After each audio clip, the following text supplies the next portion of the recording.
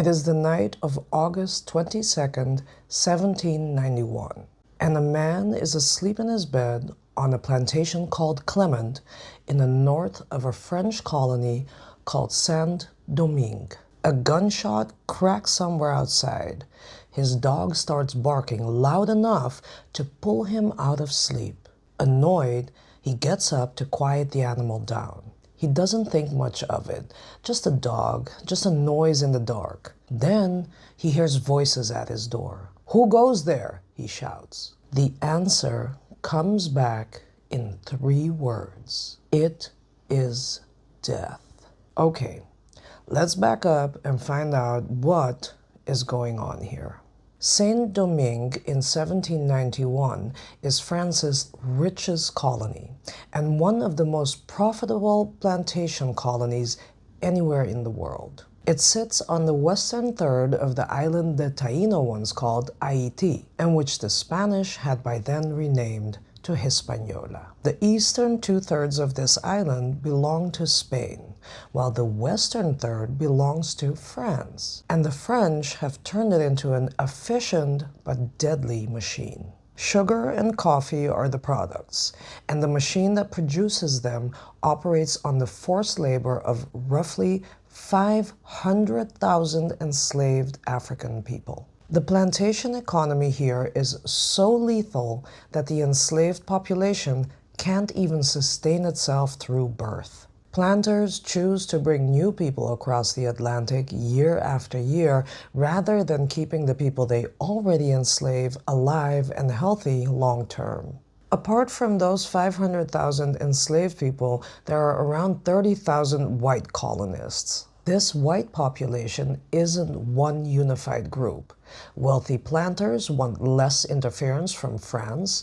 Poorer whites have almost nothing except the power that whiteness itself gives them over every black person in the colony. And colonial officials are caught trying to enforce whatever Paris happened to be deciding that specific week. And then there are the free people of color who also exist and who are fighting a separate battle of their own, one for legal equality in a system built specifically to deny it to them.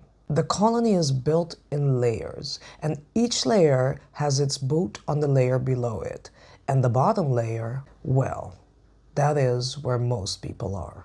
Running a plantation of that size takes more than just an owner, a whip, and the labor at hand. It takes structure and people the owner can use to be in charge of others. And that's where our man comes in. His name, as far as we can tell, is Dutty Boukman. We don't know his exact age when this story begins, and we don't know with certainty where he was born. Some accounts place his origin in Senegambia in West Africa, a region that today spans Senegal and Gambia. Other accounts say he came through Jamaica first, enslaved there before ever reaching Saint-Domingue.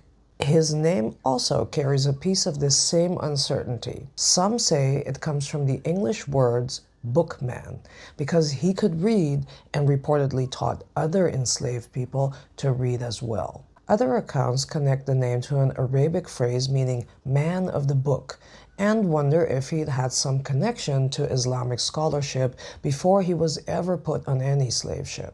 The thing is, nobody wrote down his biography while he was still alive. He was only really noticed once he became a threat to the colonial powers. Boukman ends up on the Clement plantation. It is impossible to reconstruct every job Boukman held there with total certainty. Later accounts describe him as a commandeur, which is a French word for what English speakers would call a driver, which is an enslaved man trusted to manage the pace of other enslaved people's labor in the fields, sometimes with a whip.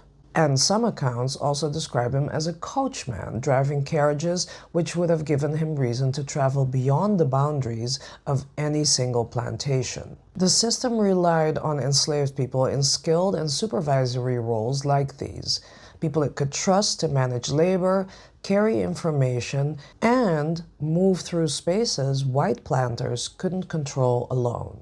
The most solid detail about Boukman comes directly from the man I opened this story with, the director of the Clement plantation. In his account, this director says he chose Boukman personally as an assistant to help with surveying work, measuring and mapping the land. And the reason he chose Boukman is because he found him unusually intelligent, as he said in his own words. That's interesting, right? The entire system Boukman is enslaved under claims that black people are incapable of exactly the kind of thinking that is required here. Black people are said to be too savage and too simple for precision work like surveying. And yet, the moment the plantation actually needs Boukman's intelligence, the ideology gets set aside immediately. In his role, Boukman was required to carry information, move between plantations, and connect different estates to another. This role existed for the convenience of the plantation economy, but these roles handed a small number of enslaved men something invaluable: the ability to move, to be seen moving, and to carry much more important stuff than errands with them when they did move around. Boukman was useful to the system, so they invested in him the same way you would invest in a good tool. What they didn't realize until it was too late, that once the trust is established, the person receiving it decides what to do with it. And Boukman did just that, because he was also an important figure in a second life he lived alongside the one the plantation could see. You see, Boukman was also an ungan. That's the term for a male priest in a spiritual tradition the enslaved Africans in Saint-Domingue were in these very years rebuilding and reshaping out of the fragments that were left of it. What would later be recognized as Haitian Vodou was still taking shape in 1791. People carried spiritual practices formed in different West and Central African societies and then had to rebuild religious life almost from scratch, which wasn't easy under a system designed to strip away exactly the kind of social continuity that a shared religion needs. This tradition involves communication with spirits called iwa. It involves possession, where a spirit is understood to enter and speak through a living person. It involves sacrifice and blood and ceremony, and a priest who serves as the bridge between the human world and the spiritual one. Now, if any of that sounds unfamiliar or strange to you, it is not actually that different from what was happening every single Sunday in the Catholic churches the French colonists themselves attended. Catholicism has sacraments centered on bread and wine, understood to be the body and blood of Christ. It has saints believers still pray to, asking them to speak to God on their behalf. And its scriptures, the same ones still read in every Catholic church today, are full of animal sacrifice, going all the way back to Abraham as the way a covenant with God got sealed. None of that reads as savage to most people raised inside that tradition because it's familiar. The colonial government in Saint-Domingue had written laws touching on religion. They were called the Code Noir, the Black Code. And among many other things, they required that enslaved people be baptized and instructed in the Catholic faith, while at the same time banning the open practice of other religions. This was a system of colonial religious control because French colonial society didn't object to ritual or to sacrifice or to a priest standing between ordinary people and the sacred. They practiced all of that themselves. What they couldn't tolerate was the same kind of spiritual authority existing somewhere outside of their control. Religious life the plantation didn't own was religious life the plantation couldn't use to keep people obedient. That was the real danger as far as the colonists were concerned. Not the ritual itself, but the independence and the freedom of it. And Boukman held authority inside that independent world. As a Ungan, he had followers who knew him by another name, Zamba Boukman. People who trusted him for reasons that had nothing to do with his role for the plantation owners. And by August of 1791, Dutty Boukman was moving through two separate worlds. In one, he was a man the plantation trusted with responsibility. In the other, he was a spiritual authority whose word carried weight among enslaved people from plantations Clement's owners had never even heard of. Nobody at Clement had any idea that those two worlds were about to collide, or that the system's own networks of movement, work, and information could be turned against it. The timing of what was about to happen matters immensely. Because by 1791, the French Revolution, happening an ocean away, had already cracked open the colony's ruling class. White planters, poorer whites, royal officials, and free people of color were all fighting each other over power, over citizenship, and over who the new language of liberté coming out of France was actually supposed to include. None of that happened for the sake of the enslaved majority, obviously.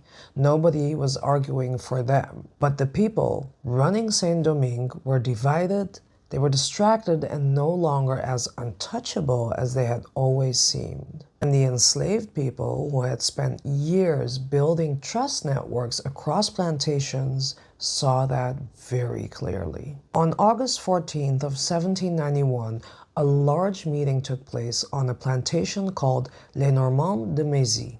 Representatives connected to something like 100 different plantations gathered there.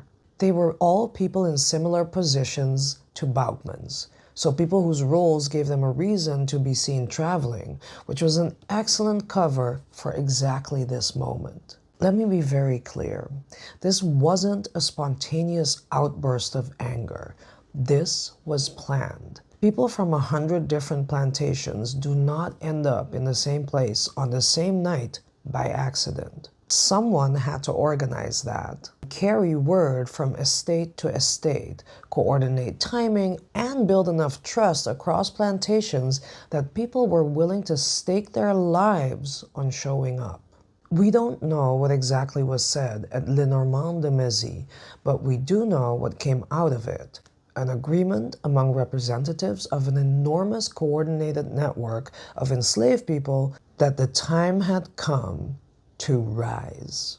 A little more than a week later, a second, smaller gathering is believed to have taken place in an area called Morne Rouge, at a wooded spot the enslaved people called Bois Caïman, meaning alligator woods. This is the moment most people who know anything about the Haitian Revolution have actually heard of. It's become one of the most famous scenes in Caribbean history. And this is also the moment we need to slow all the way down. Because what actually happened that night and what we've been told happened that night are not quite the same thing.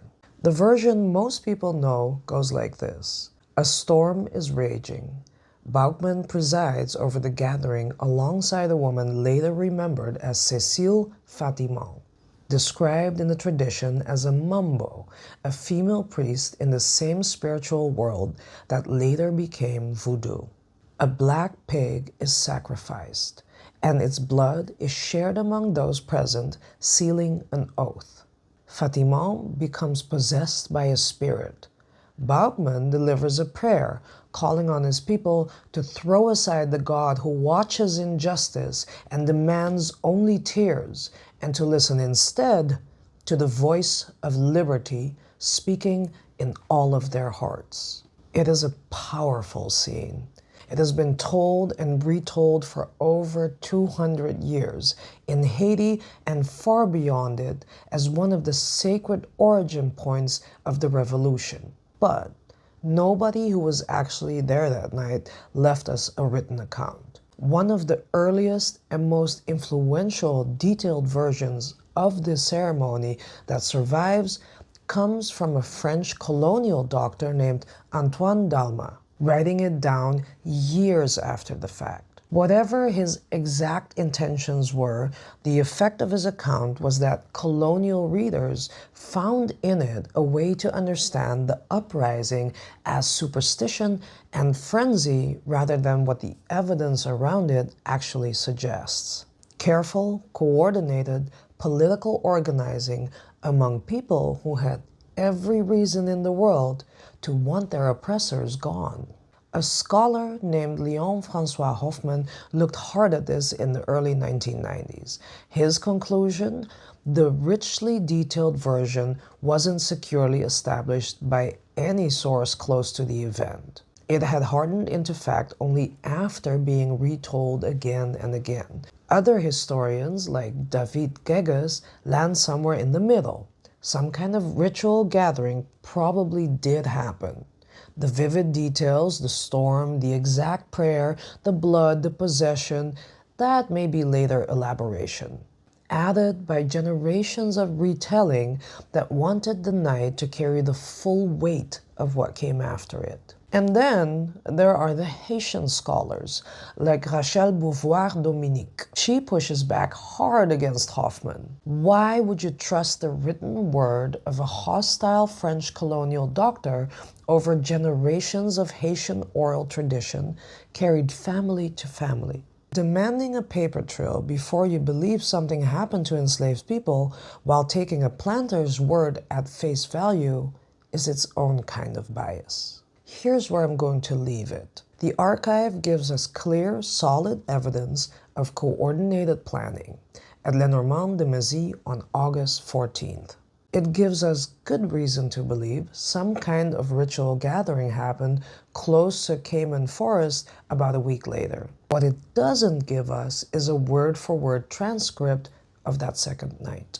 The people whose lives were actually on the line that night didn't get to write down their own version of what happened.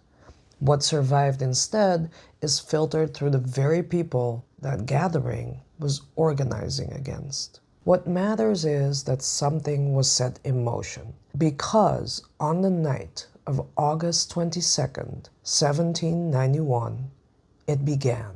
Which brings us back to where we started. The director of Clement Plantation has been awakened by voices at his door. When he asks who is there, the words he hears are, "It is death." Fire is then already moving across the northern plain. Plantation after plantation is being set alight. Enslaved people who have spent their whole lives under this system are rising up. The director of Clement is dragged from his house and is now a prisoner. In the account he later wrote himself, Boukman intervenes. He orders that the director not be killed. He has him given clothing, and he arranges, as much as he can in the middle of an uprising, for the safety of the director. Apparently, Boukman had the authority in the middle of a violent uprising to make a decision like that and have it respected. And it tells us that whatever was happening across the northern plain that night, it wasn't simple, uncontrolled chaos. The same account where that came from also contains descriptions of colonial reprisals, carried out by white colonists in the days that followed. Enslaved men chained in the plantation's hospital, unable to run, were killed. 2 black women, described in the director's own account as having done nothing at all, were killed 2 days later. This is a story where violence moves in more than one direction at once. And yes, one where colonists who had built their fortunes on generations of brutality are now met with brutality in return, and where colonists answer in the days and weeks that follow with reprisals of their own against enslaved and free black people guilty of nothing more than being present. This story is about what an entire system built out of forced, brutal labor produces once the people oppressed by it finally have the opportunity to fight back. Boukman doesn't live to see any of what comes next. Almost 3 months after that night in Clement, he is killed in fighting in a northern province. Colonial authorities cut off his head and put it on a display in the main square for everyone to see. This is meant to be a message. The colony is telling itself, and everyone still enslaved and watching, that the man who organized across 100 plantations, who held real authority in 2 separate worlds, is nothing. Just an object. It doesn't work. Not the way they want it to. Because the uprising doesn't end with Boukman.